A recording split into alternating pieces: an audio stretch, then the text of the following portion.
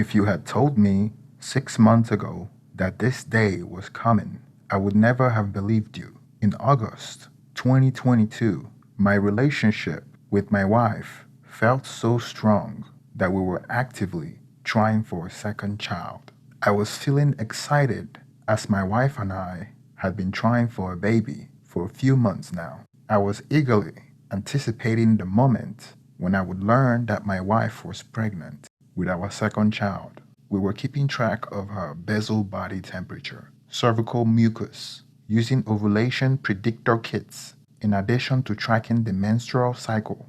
We also made some lifestyle changes to improve our chances of conceiving. This includes eating a healthy diet, reducing caffeine intake, exercising regularly, and taking prenatal vitamins. We had just taken a romantic trip together. Things were going great. But then, on September 6th, 2022, I discovered she had been having an affair with a 36-year-old weightlifter that she met at the gym. He is also autistic, which I think my wife considers exy. So she started pretending like she's autistic too. Utterly pathetic, if you ask me. The way I discovered the affair is still pretty horrible to think about. One day, while using our computer, I stumbled on some concerning search history. It appears that my wife had been looking for information on morning after pill. I was so confused and worried as we have been actively trying to conceive. I didn't want to jump to conclusion, so I decided to approach her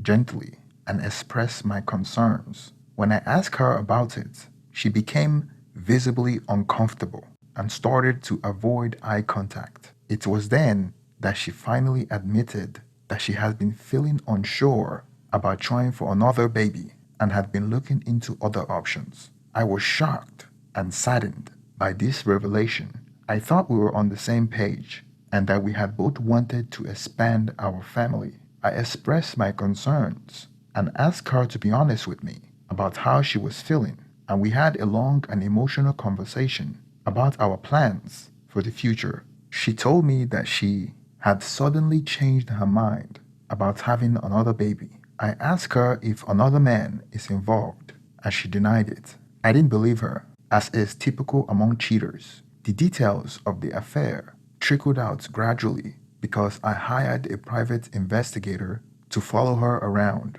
That was when I found out that she was cheating on me with a man that she met at her gym. The private investigator had pictures of them spending a night in a hotel, going on dates after their workout. I got access to her phone and searched for texts with her and her AP. It showed her telling the AP, "I am in love with you. I am dreaming about you. I wish I could feel you next to me, big boy. Lying to others is easy, but I could never lie to you." After I confronted her with the evidence, she said it was just a one-night stand that meant nothing. She spun me a narrative about her struggling with her mental health, but I didn't fall for it. I still can't get my head around how she can go from trying a baby with me to commencing a full-blown physical and emotional affair with another guy in the space of about 2 weeks. Absolutely incomprehensible. The truth is that I was so angry. I remember wishing a painful death upon her and her AP. I am not proud of saying this, and my wife keeps bringing this up as a reason why she's glad she's leaving me. But my anger quickly subsided when I realized how destabilizing this would be for our daughter. That same night, we spoke about whether we had any chance of a future together. My wife said that we didn't. She has fallen out of love for me, and it probably took meeting someone else for her to realize that. I was shocked. We had only been trying for a baby a few weeks earlier. She said she should never have done that. Trying for a baby was just her attempt to convince herself she wanted to stay with me. So, it was on 14th October when she announced she was leaving. In hindsight, I wish I had taken better control of the situation and told her she had to leave. In the days that followed, she started viewing apartments. She told me she wanted to live alone, as this would be better for herself and for our daughter, whom my wife would have for half the week. My private investigator found out that my wife's affair partner had a girlfriend. So out of spite, I called his girlfriend and sent her all the evidence that my private investigator found him cheating with my wife. Apparently, his girlfriend confronted him about his cheating and then broke up with him and kicked him out of the house. My wife came back home, yelling at me, cursing me for breaking up another family, calling me jealous and spiteful, and how karma would catch up to me. If you could hear our argument that night, you would think I was the one that cheated. She tried to turn the tables around on me, like I was the bad guy, like I was supposed to allow her to cheat and then reconcile with her while she continued to cheat on me without consequences. A few months earlier, we were planning on having a baby, and now I should just be quiet about sleeping with another man? So I was skeptical about her apartment search because I knew the AP was also homeless, having been thrown out by his girlfriend once the affair with my wife came to light. I also knew my wife would struggle to afford an apartment by herself in the area that we live in, but my wife promised she would tell me as soon as she makes any decision that affects our daughter's care. Then, a couple of days later, my private investigator was on their tail and he discovered AP was already giving my wife and my daughter lift to child care. My wife never thought to tell me this. Don't worry, I have documentary evidence that this happened. This confirmed to me that I can't trust a word my wife says, even regarding matters that relates to our daughter. So I snooped at her emails and saw she had rented an apartment jointly with AP. I haven't confronted my wife about this yet, but I have saved it for the solicitor. As such, she's still telling me the apartment is just hers. Sure, she admits AP would probably be there most of the time when my daughter isn't there, but that will be completely on my wife's term, apparently. What an outrageous lie. Clearly, she still thinks I'm stupid. Tellingly, my wife has declined help from me and from her family with moving her stuff. I wonder why that could be. How long does she think she can hide the fact that AP will be living under the same roof as our daughter for half the week? Well, the day she moved out, I was feeling bittersweet. I can't believe how the hell we got here when things seems absolutely fine only 2 months ago. We planned on getting a divorce and she wanted it quickly and was willing to let me have the marital home. I was relieved when she left and was able to properly reclaim our marital home as my own. Although the first few days we felt incredibly lonely, I was also dreading the long road ahead as my wife has taken decisions, which means the custody battle cannot be messy, even though that's in no one's best interest. So she's gone. I got home after work. My wife had the last of her stuff packed and ready to go. The marital home that we saved up for, that we decorated together, the home that our daughter grew up in, she just left and she's not coming back. Ugh, I knew this would be hard. And then I asked my daughter if she saw mommy's apartment today. Mommy's apartment, she replied. And then, because clearly I like to torture myself, I asked my daughter who she saw today. She said AP's name. When I spoke to my soon-to-be ex-wife on the phone, she was still trying to play the victim and make us all feel so sorry for her, as if she would be sad and alone in her new little apartment, as if she wouldn't be effing AP morning, noon, and night. As for who has our child for the new few days, the plan is that I collect the child this evening, just before she completes the move into the apartment. She then takes the child back on Wednesday. Between now and then, I will try to get her to admit the fact regarding their living arrangement. When confronted with the lease, she will most likely admit that the flat is in both their names, but that AP stays in his parents on days when my wife has the child. This would almost certainly be a lie, but sadly, one I would struggle to prove. I would then need to decide what legal steps to take. I genuinely want to keep the custody battle out of court, but I found myself dragging her to court because of her constant dishonesty. And the truth is, I'm not sure the court will say she can't live with a new partner unless I have a clear evidence that he's a threat. So, we just need an honest conversation about how we can make the best out of this less than ideal situation. But as I say, my wife doesn't do it honestly, so it will be difficult. I know the address, but she constructed this narrative where she hates me because I told her family about the affair, and therefore I am not welcome there. She obviously knows that's not sustainable, but I didn't think she's capable of planning a day ahead at the moment. She's still in the phase where everything she does is reactive.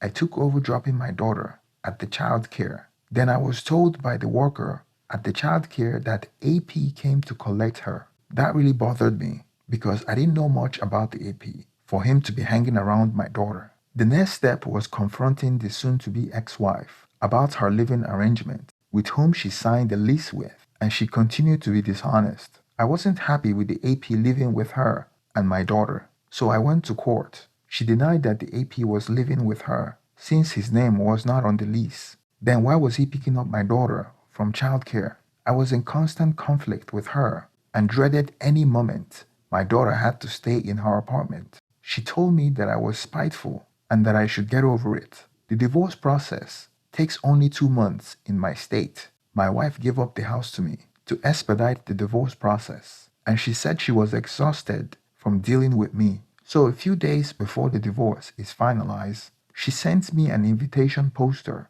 for a wedding with AP, thanking me for breaking up AP's relationship, saying good riddance, telling me how much she loves AP and how better he was in bed and how much bigger he is and how I wasn't as manly as the AP. She knew all my buttons and she knew everything that she could say to crush my soul. I would be lying if I say I wasn't crushed. I am not the type that will let things slide, and she knows me well. But I didn't know what to do. She has defeated me in court and gotten whatever she wanted in terms of custody arrangement and child support. She said that I should be happy that she left me the house and that I should allow her and her AP to live in peace. I was so depressed that I didn't know how to move on.